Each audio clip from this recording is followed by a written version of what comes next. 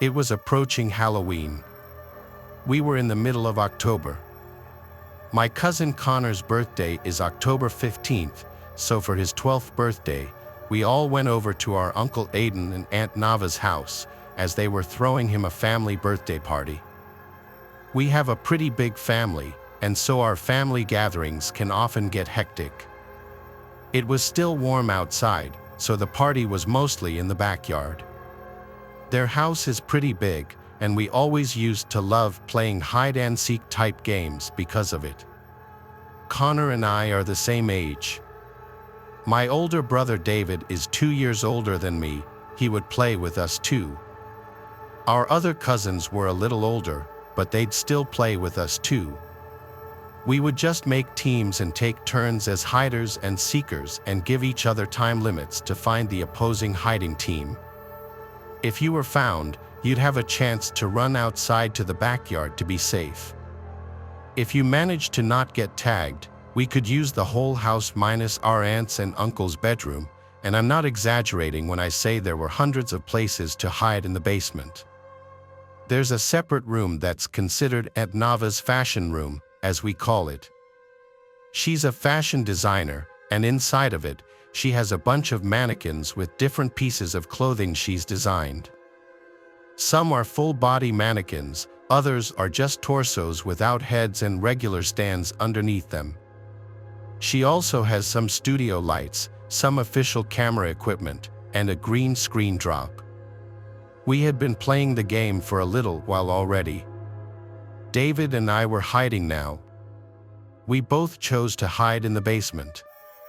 David hid somewhere in the main section of the basement, while I hid in the fashion room. I actually grabbed 2 blankets from the ottoman in the basement and brought them into the fashion room, one for me to hide under and the other one I was going to throw over one of the mannequins as a decoy.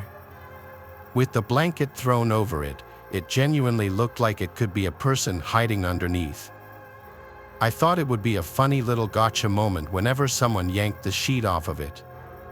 So, I got into my hiding position under a desk in the corner of the room and I hid under the blanket. Now it was a waiting game. That was honestly a big chunk of the game, if your hiding spot was good. After quite a long time, I heard commotion outside in the main room of the basement, as David and one of my cousins were laughing and yelling, presumably as David was being chased around the basement. I heard them then stomping up the stairs. By the sound of it, David was trying to make it to the yard without being tagged. After that, I waited in silence for over 10 minutes easily. I was getting uncomfortable in this position and quite honestly bored. Finally, David came downstairs into the room and called my name, and then he said the food was being served outside, so the game was over. I was starving. I hurriedly rushed upstairs into the backyard where all the catered food was now out and being served. At some point after eating and having a conversation with Aunt Nava, I remembered that I totally left those 2 blankets in her fashion room. Most importantly, that I left one over her mannequin, which she would not be happy about.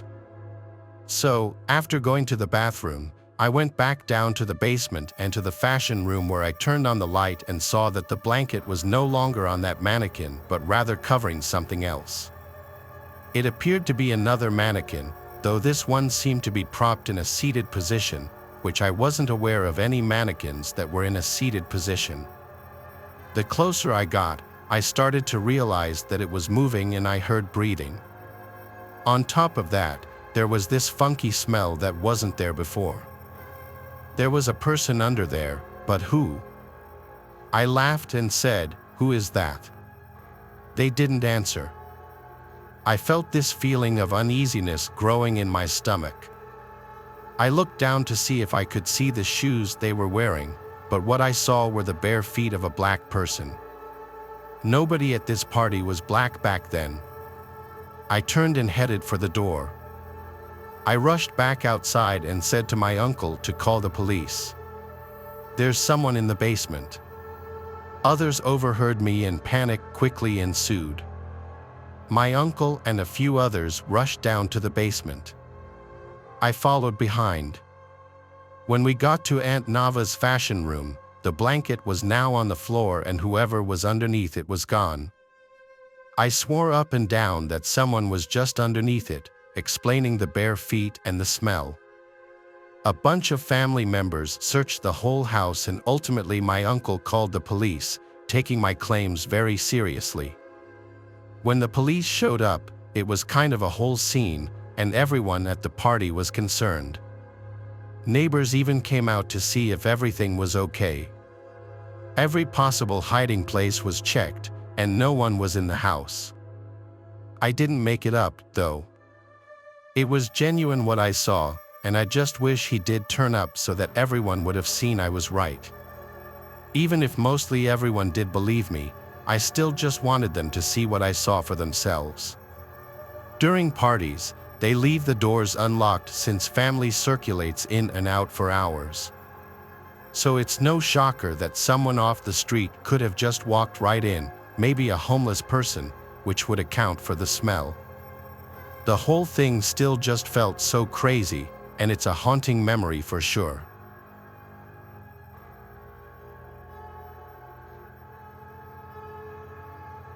When my grandparents passed away, instead of my parents selling their house, they just let me live in it instead, since I was of moving out age anyway.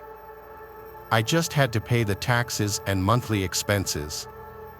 At first, I really enjoyed living alone, given that I could have whoever I wanted over whenever I wanted, but it quickly got lonely being alone.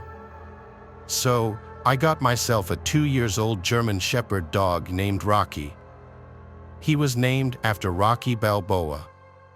Rocky's a very calm and gentle German Shepherd. He hardly ever barks, only when he feels threatened or if he's playing with another dog. I bought him a doggy bed the day after I adopted him and put it next to my bed. After I got Rocky, I always let the bedroom door open so that he could go get water at night if he was thirsty.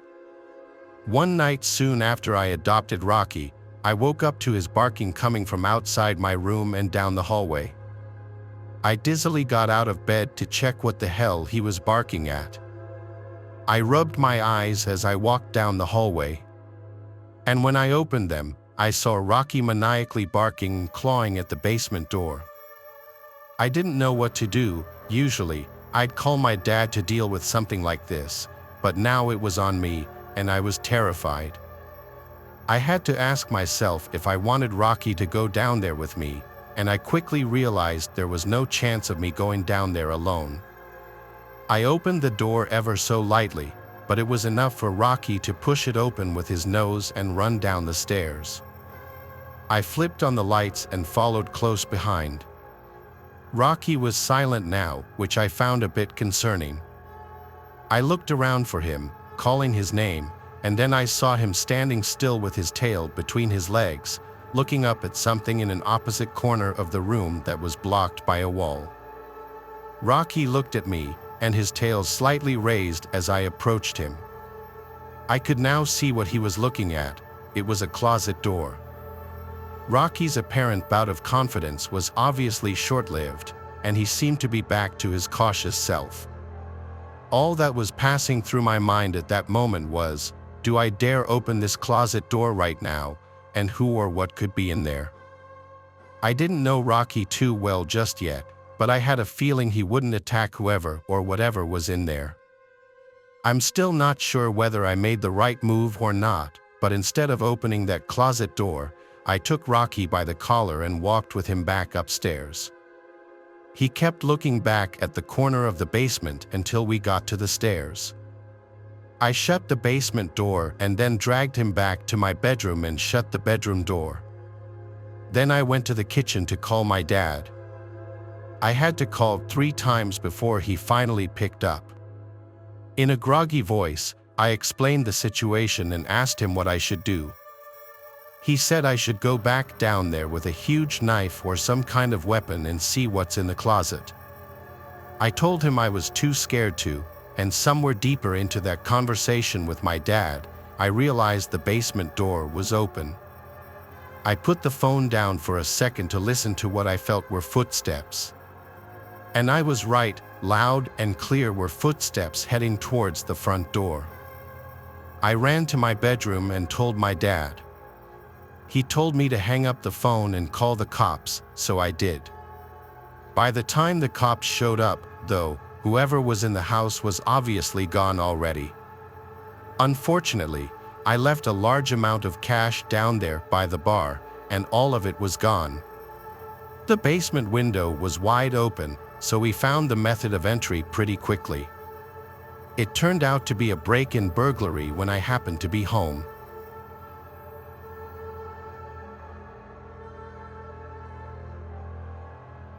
My parents live next door to a small red house. Our backyard faces the side of their house, which has a deck and 2 large windows. Around front, there were always at least 3 cars parked outside. Oddly enough, in the 10 years I lived there, I never saw anyone enter or leave. Once, when I was 11, I saw shadows thrown against the far wall that was visible through one of the windows. When my sister moved out, I took her bedroom, a large open converted space in the basement, which had a door and an outdoor stairwell that led to the backyard. The door had a small window on it, which my sister had covered with a Pulp Fiction poster. I redecorated and replaced the poster with some of those sheer half-curtain things. The way the room was set up, if I was lying in bed or sitting on the couch, I was facing the door. When I first moved down there, I noticed that sometimes at night I would hear the sound of leaves crunching in the stairwell. I chalked it up to being my cat, who liked to roam the neighborhood. I really had no reason to suspect otherwise until a few weeks later. One night, when my parents were away on business, my boyfriend and I were sitting on the couch smoking. Suddenly, he got really stiff and was just staring at the window. I asked him what was wrong, and he said, "I just saw a camera flash." I kind of just laughed it off and chalked it up to him being high. Who would want a picture of 2 people getting stoned? Still, the seeds of paranoia had been sown, and it wasn't easy to get settled down for sleep that night. I kept looking at the gap between the curtains. There was no light at the bottom of the stair, so if someone really was down there, I'd be none the wiser. At around 3, I heard the distinct sound of leaves under heavy boots, definitely not a cat. I don't know what made me decide the best course of action was for me, standing all of 5 feet 3 inches, to confront a potential stalker myself. I didn't even put shoes on, I just threw the door wide open. There was no one in the stairwell, so I ran up the stairs and into the backyard. Suddenly, there was a man in his mid-40s, maybe 6 feet tall and wearing one of those mechanic jumpsuits. He was holding a chunky, outdated digital camera. We stood there for a second, just looking at each other. He seemed quite confused when he saw me. After what felt like an eternity, I remembered how to speak. "What the hell are you doing?" My voice seemed to startle him, and he immediately turned and ran through my backyard towards the red house and into the dark. After that, I didn't see any strange flashes of light or hear any crunchy leaf noises. It really freaks me out to think how many nights he could have just been standing there in the dark, watching me.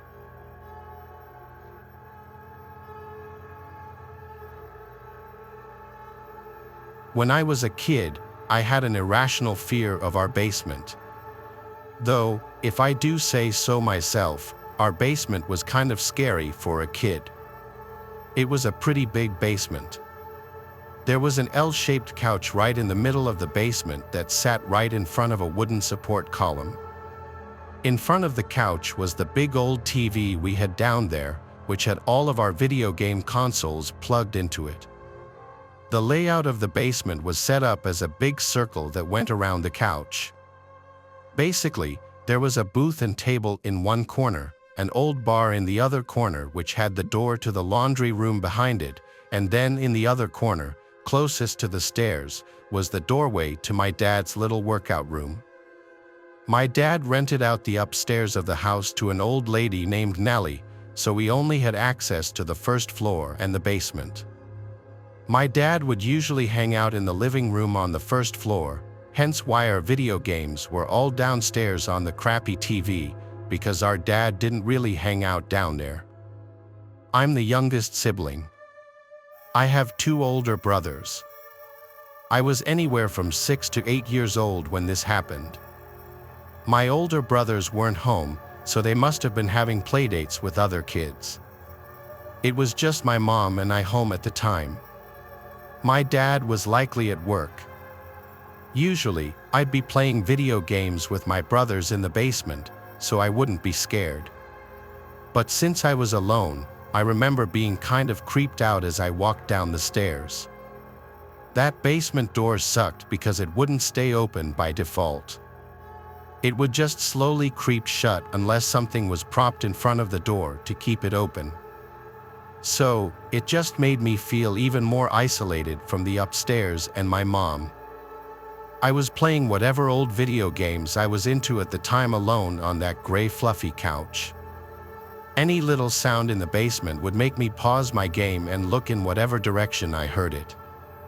There would always be creepy sounds that would come from the laundry room, and even though I grew to expect them, they'd still sometimes creep me out. They were usually familiar sounds, though, and so when I heard an unusual sound come from inside the laundry room, I paused my game.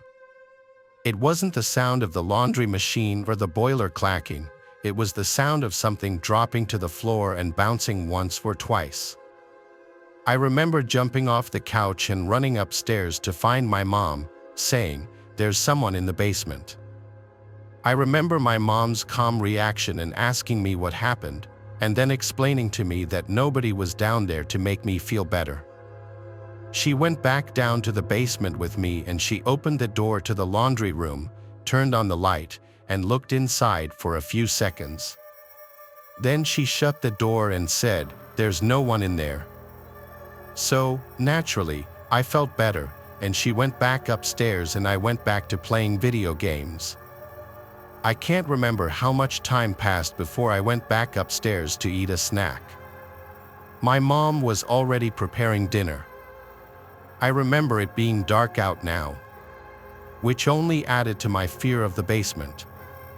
The basement had 2 small windows, which did allow some light in during the day, so at night it was just completely pitch black down there. I did end up going back down there, though, and then eventually I heard the sound of the heater in the laundry room turn on, only it was extremely loud. I turned around and noticed the laundry room door was now open. I got off the couch and slowly walked to the laundry room door. It was pitch black inside of there. I was scared to turn on the light, I just wanted to shut the door. I gathered up enough courage to run at the door and slam it shut, and then run back to the couch. For some reason, I just felt safer on the couch. I guess, for whatever reason, I didn't once think that it was strange that the door was magically open now, even after my mom had closed it earlier. The next thing I remember was hearing a man's voice from behind me, and at first, my brain didn't register what I had just heard. It didn't seem real at first. I turned around and saw some sickly-looking man sitting in the booth in the corner of the basement with his arm on the table and his head resting on his fist. He said, "My God, how you've grown." I was frozen stiff. I couldn't even scream. I just looked at the man in the corner with my mouth hanging open, twitching. He slowly stood up in this crooked, hunched-over posture, and it seemed like he was slowly starting to walk towards me as he said, "Your mother won't let me see you guys." I finally was able to scream, and I just bolted for the stairs. I was screaming, "Mom," the whole way up to the kitchen. I slammed the basement door and locked it. I screamed and cried to my mom that there's a man downstairs. I saw the look on her face and she was petrified. She called 911, and I strangely don't remember what happened in the moments before the police showed up. I just remember a bunch of police officers getting there and going down to the basement. I was with my mom and a police officer in a safe room while they found him. The man they found was my uncle, my estranged uncle, my mom's brother, who was basically excommunicated from our family for being a child rapist. Our parents never wanted him anywhere near us, nor did my mom want any contact with him.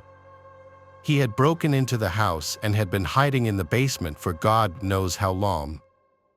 I didn't even know his face, as the last time I'd seen him I was a baby. I haven't seen him since then.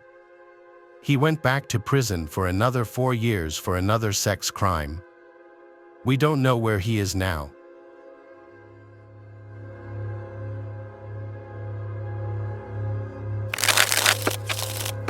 Thanks for watching the video.